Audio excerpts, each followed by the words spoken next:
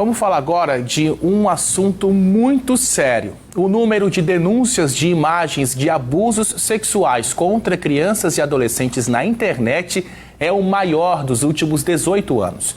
Os dados foram divulgados hoje pela SaferNet. São quase 72 mil queixas em 2023, alta de mais de 70%. Vale ressaltar que essas imagens são novas, foram denunciadas pela primeira vez. Não é coisa antiga que está circulando, não. 3 motivos são apontados como principais fatores para o aumento da circulação dessas imagens. Entre eles, o uso da inteligência artificial para a criação desse tipo de conteúdo. O que isso quer dizer, gente?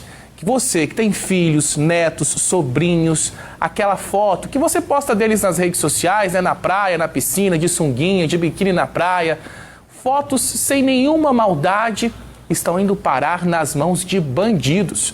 Essas imagens são manipuladas, tiradas do contexto e vendidas depois. Tá na hora da gente agir para proteger as nossas crianças. E esse é o nosso assunto aqui no estúdio. Eu recebo a psicóloga Elza Leite, o Otávio Luber, professor e especialista em segurança da informação, e a Letícia Bolt, que é mãe de 2 filhos. Letícia, boa tarde. Queria começar com você. Como que é a sua vigilância dos seus filhos nas redes sociais? Eles têm quantos anos? Boa tarde. Eu tenho um filho de 15 anos e tenho uma filha de 7 anos.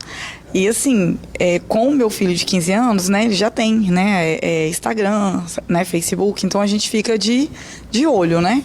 Assim, como a gente tem... O de 15? O de 15. Eu vejo se ele tem algum outro canal, uma outra coisa assim, para poder ficar atento no que ele vai postando, né? Porque hoje em dia, infelizmente, a gente tem que, né, vigiar, tem que tomar conta. Porque eu vejo que há muito tempo atrás a gente não tinha muito isso, né? E hoje a gente tem que se policiar com isso, né? Então, como você falou, hoje em dia você não pode ficar tirando foto, né, dos nossos filhos de biquíni, de sunga, né? Porque, infelizmente, se a gente postar, né, nós estamos aí vítima disso aí, né, dessa situação toda. Em relação à sua pequena, você tira fotos com ela, posta no seu perfil, talvez? Sim, como no é meu. Isso? Posto no meu, assim, parentes também que pede, né, que tira foto e tudo, mas sempre, assim, com aquele cuidado, né? Se é com biquíni, não, a gente não posta, né, com tudo. Então, assim, infelizmente, cuidando mesmo, né, nas redes sociais, no meu Instagram mesmo, posto sempre com roupinha, né? Eu lembro que um tempo atrás eu até tinha tirado foto dela com uniforme, né?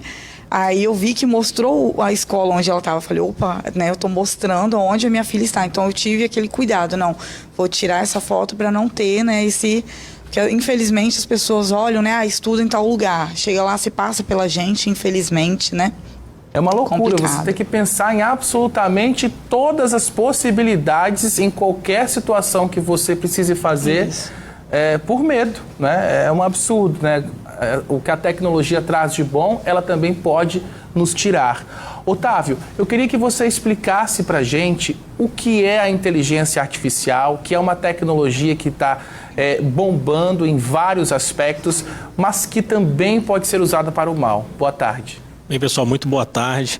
Quando a gente fala de inteligência artificial e tecnologia, assim como todas as tecnologias que surgiram, elas sempre têm os lados muito positivos, né? Como também podem ser usadas ali com propósitos, como você bem disse, Lucas, que é para o mal mesmo. Então a inteligência artificial nada mais é do que um conjunto de técnicas computacionais, né, de algoritmos computacionais, cujo objetivo é programar, é treinar a máquina para responder automaticamente. E essa resposta automática, ela dá múltiplas funcionalidades para os nossos dispositivos eletrônicos, para os nossos computadores hoje em dia.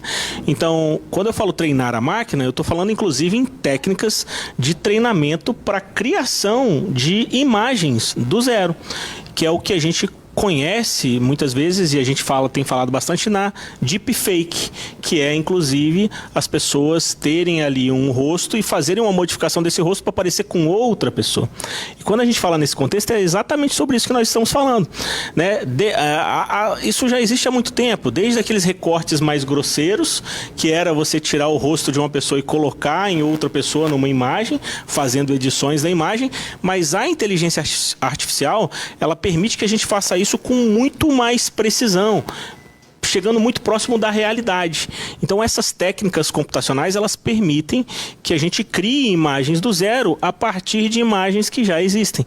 Daí o cuidado necessário com as imagens que a gente publica e que as próprias crianças publicam nas suas redes sociais. Olha, inclusive está rolando um julgamento lá nos Estados Unidos em que o Mark Zuckerberg, criador do Facebook, dono também do Instagram, ele é questionado pela justiça pela plataforma em que ele é dono e gerencia ser responsável por imagens justamente de abuso infantil, né? Que ele teria permitido, que a plataforma teria permitido isso. Inclusive, na última semana, ele chegou a pedir desculpas às famílias de crianças que podem ter sido prejudicadas por isso.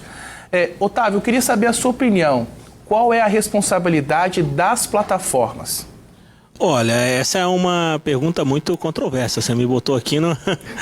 Mas, bem, vou dar minha opinião técnica e a minha opinião pessoal. Minha opinião técnica é que você resolver o problema 100% somente com tecnologia é muito complexo. É preciso haver ali um conjunto de ações que vão desde as big techs, né, dessas grandes empresas de tecnologia, e a gente está falando da Meta, que é o Facebook, né, a Google, a Amazon, para que em suas plataformas não seja possível e que quando acontecer a publicação de um conteúdo desse tipo, seja o mais rápido possível denunciável, né?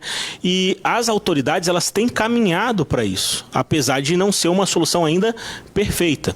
Então, tecnicamente falando, o que eu vejo é que existe um caminho para isso, mas o próprio poder público, as próprias autoridades ainda estão se adequando, né, a essa realidade, que é uma realidade exponencial das redes sociais. Então, a gente está falando aí de bilhões de usuários, então é bem complexo. Mas, pessoalmente falando, existe sim uma responsabilização necessária, justamente porque as soluções que são providas por essas empresas não são soluções gratuitas. Ou seja, no momento que você oferece, aí vocês podem até me questionar aqui, mas a minha conta do Facebook, eu não pago nada por ela. Pessoal, nós pagamos com a moeda mais valiosa que nós temos, que são os nossos dados. Todo esse avanço da inteligência artificial que nós estamos vendo hoje só foi possível porque há mais de 20 anos o que se está fazendo constantemente na internet é coletar dados para treinar inteligências artificiais. Então isso precisa ser muito bem pontuado, porque ao mesmo tempo que é um desafio muito grande, precisa de um investimento cada vez mais exponencial dessas empresas para proteger a privacidade e a segurança dos dados das pessoas, né? Então não basta somente um pedido de desculpas, a gente precisa ver mais ações com mais intensidade. Então, perfeito. É isso aí. É isso aí. A gente vai continuar acompanhando para saber até que ponto essas plataformas vão agir para poder inibir esse tipo de comportamento. Elza, criança pode ter rede social? Boa tarde. Boa tarde. Eu não recomendo. Por quê?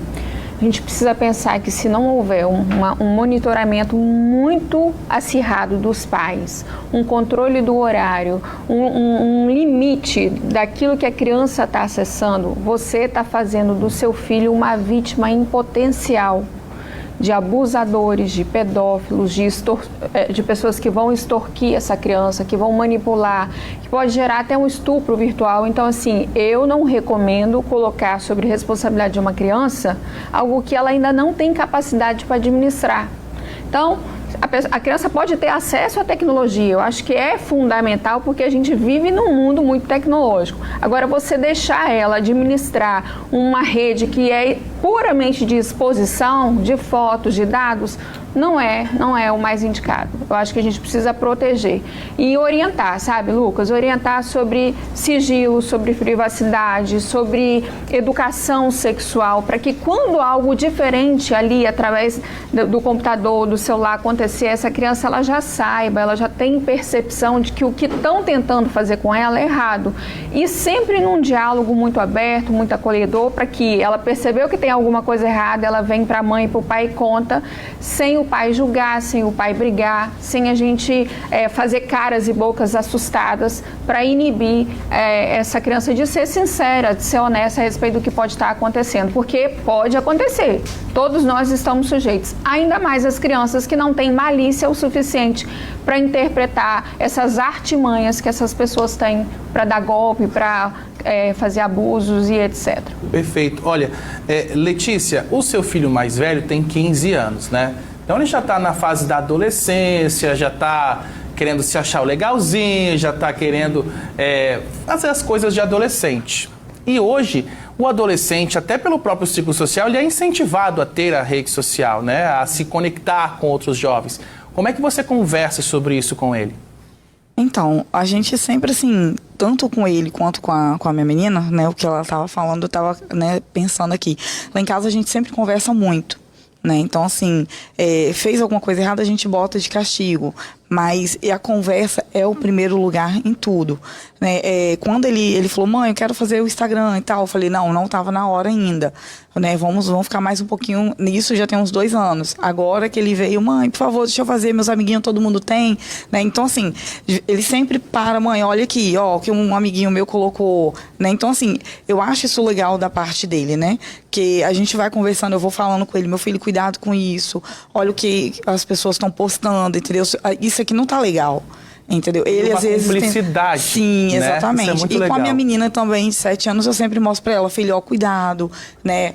Roupinha, todas essas coisinhas a gente sempre tem que estar tomando cuidado, né? Porque daqui pra frente tem que ser sempre assim, né? Isso aí. Cuidando pra não dar problema. Isso aí. Agora nós vamos conversar pela internet com a Dani, que também toma bastante cuidado em expor os 2 filhos na internet. Dani, boa tarde. Me fala um pouco sobre a idade dos seus filhos e o relacionamento deles com as redes sociais. Ei, boa tarde a todos. Vamos lá, eu tenho uma menina de 7 anos de idade e um rapaz que já vai fazer 14. A minha filha mais nova, ela não tem acesso à internet, ela não tem celular. O máximo que ela tem de acesso à internet é o YouTube pela televisão, mas ainda assim eu fico sempre de olho para saber o que ela está vendo. Já o meu filho mais velho, ele tem Instagram, já deve ter 1 ano, se eu não me engano, mas a conta dele é privada, né? Eu privei essa conta. Porém, assim, não são coisas que eu incentivo muito e ele, particularmente falando, nem liga muito. Já eu estou sempre na rede social, né? Eu trabalho com Instagram, eu evito ao máximo, na realidade, assim, eu nem coloco foto das crianças no meu feed, só mesmo no fim do ano, quando eu faço uma retrospectiva. Aí eu incluo eles dentro daquela retrospectiva. Mas no feed, eu não gosto de colocar foto dos meus filhos, porque meu perfil é público. Então, qualquer pessoa pode entrar, digitar meu nome na internet e vai saber quem são os meus filhos. Então, eu evito, no máximo que eles aparecem são nos stories, que depois de 24 horas, isso some, né? E assim, eu espero em Deus que ninguém tire print e utilize as imagens dos meus filhos, mas nessa parte eu sou bem criteriosa, porque infelizmente hoje a rede social, a internet, né, os nossos dados, eles estão muito expostos e aí a gente pode acabar caindo aí em golpes e, né, infelizmente muita coisa pode acontecer com isso. Perfeito, Dani. Você tem um cuidado muito parecido com a Letícia, que está aqui no estúdio conosco, aqui com os filhos. E aí, Elza, a gente está mostrando 2 mães que têm muito cuidado com a exposição dos filhos na internet, mas também tem um lado contrário. Por exemplo, a Miriam Rangel, que está acompanhando a gente pelas redes sociais, comenta que também acontece de muitos pais quererem exibir os filhos nas redes sociais, querendo que eles virem influencer, ganhem notoriedade. Também acontece o contrário, né? Isso é muito perigoso, porque você está colocando sobre a criança um desejo seu. A criança não está escolhendo. Então, isso do ponto de vista psicológico, às vezes dá até muita ansiedade, depressão. A criança às vezes fica angustiada por ter que ficar sendo manipulada ali para fazer um exibicionismo, que é um desejo, é um capricho às vezes dos pais. A criança tem que ficar à vontade, isso tem que ser muito conversado com ela, tem que ser muito bem estruturada, porque, gente, a exposição tem um preço muito alto pra gente. Então, a nossa vida particular, quanto mais privada for, menos chance da gente ter problema. Não problema só de golpes e afins, de também sofrer bullying, de sofrer assédio, né, dos haters vir retalhar essa criança. E a criança não tem maturidade para lidar com isso. Alguém achou o cabelo da criança feio, aí vai lá e escreve, ó, o seu cabelo é horroroso. Pronto, você já criou um problema para o seu filho desnecessário. Então, assim, tem que ser muito bem pensado. Os pais também têm que estar muito bem estruturados do ponto de vista psicológico, porque uma vez que você se expõe, é inevitável o julgamento alheio. E as pessoas não têm dó na hora de julgar pela internet. Elas massacram. E aí haja terapia, né, gente? Fala vem sério. pra cá. Otávio, a internet também só tem acesso às informações que nós postamos. E aqui isso acaba viralizando. Temos aqui uma participação de uma telespectadora, a Nelly Chareli. Ela disse o seguinte: ela vê muitos homens que seguem ela no Instagram e seguem outras meninas novinhas, não sei se é um perfil falso ou verdadeiro, que anunciam venda de conteúdo adulto. As plataformas não poderiam aperfeiçoar esse mecanismo de gerência desse tipo de conteúdo? Olha, essa é uma ótima pergunta e bastante polêmica. Por quê? Porque aí entra naquela minha opinião pessoal agora há pouco, né? Sobre fazer um conjunto de políticas para aperfeiçoar. Só que a gente precisa lembrar que muitas plataformas, elas faturam, elas ganham dinheiro com publicidade, né? Então, uma das coisas que é questionada, vou pegar o exemplo do Instagram que a gente está falando, da Meta, né? Mas isso vale também para o TikTok, isso vai valer para todas as outras redes sociais, mas uma das coisas que é questionada é que, inclusive, golpistas têm começado a colocar conteúdo de propaganda nessas plataformas. Então, estou vendendo um curso para você emagrecer 50 quilos em uma semana. E vende promessa e mostra o cara lá no Tibete conseguindo. Ou seja, isso é um golpe, claramente é um golpe. Então, não só para isso, mas também para esse tipo de conteúdo, para esse tipo de plataforma adulta. E no momento que nossas crianças, que nossos jovens começam a acessar essas plataformas, e a gente precisa lembrar que os pais precisam dar consentimento. Existe um termo de compromisso que, ao criar ali uma conta nessas plataformas, está falando ali, ó, que você tem mais de 18 anos ou consentimento de um responsável. Então, existe sim esse debate, seria extremamente relevante, e aí a gente entra numa questão muito sensível, que é uma palavra que eu acho muito brusca de se falar, mas as pessoas debatem muito sobre regularização versus censura. E aí eu vou dar o exemplo do que está acontecendo na União Europeia agora. A União Europeia está batendo muito forte nessa tecla, falando sobre a regulamentação das redes sociais na União Europeia, no território europeu, onde, se por exemplo for comprovado que uma dessas empresas foi omissa em relação a um conteúdo que causou algum problema, alguma questão mais complexa para uma pessoa, isso for comprovado, as empresas vão ter que pagar até 6% de seu faturamento global de multa. Então eu acredito que essas punições, esse enrijecimento da legislação vai sim trazer pouco a pouco essa consciência para as empresas. Deixa eu agradecer a Daniele Dornelas, que está com a gente pela internet. Ela que é mãe, tem 2 filhos. Olha, Dani, ainda bem que seus filhos aí não são muito antenados, não estão ligando muito para a rede social, né? É trabalhar isso neles, graças não é isso? Graças a Deus. Exato. Aqui eu acabo não incentivando, apesar de estar sempre aqui na rede, eu acabo não incentivando porque o foco primeiro é estudar, brincar, ser criança. E aí vai chegar o momento onde eles vão estar utilizando a rede social. É isso aí, porque é inevitável mesmo. Obrigado, Dani, pela sua participação conosco. Elza, e quando aquela criança já tem aquela vontade de mexer na internet, nas redes sociais, fala, mamãe, deixa eu postar isso, deixa eu jogar aquilo. Que orientação que você dá para os pais, para as avós que estão assistindo o nosso programa? Como é que essa conversa deve ser conduzida? Acho que primeiro a gente não pode proibir. É possível, a gente tem que deixar essas crianças terem acesso, mas um acesso com controle, com supervisão de um adulto responsável. E aí existem vários tipos de bloqueadores, né, que o pai e a mãe têm um controle do acesso que a criança vai ter.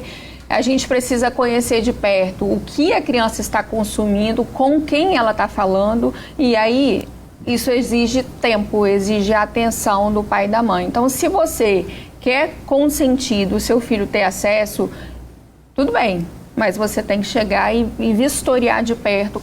Quanto menos idade, menos tempo a gente tem que deixar disponível, tá? Então, controla o tempo, faz um acordo muito claro com ele, ó, você vai ficar tanto tempo na internet, a partir disso, não mais.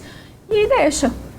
Não tem como proibir também, né? Senão você coloca a criança numa bolha e isso a longo prazo não é funcional, porque a gente está num advento tecnológico muito grande e a gente não pode excluir as crianças de vez disso. Não tem como evitar isso, é levar para um caminho em que seja saudável para as crianças. Olha, tem muito papo, muito assunto, essa é uma questão muito extensa, a gente vai voltar a debater aqui no Fala.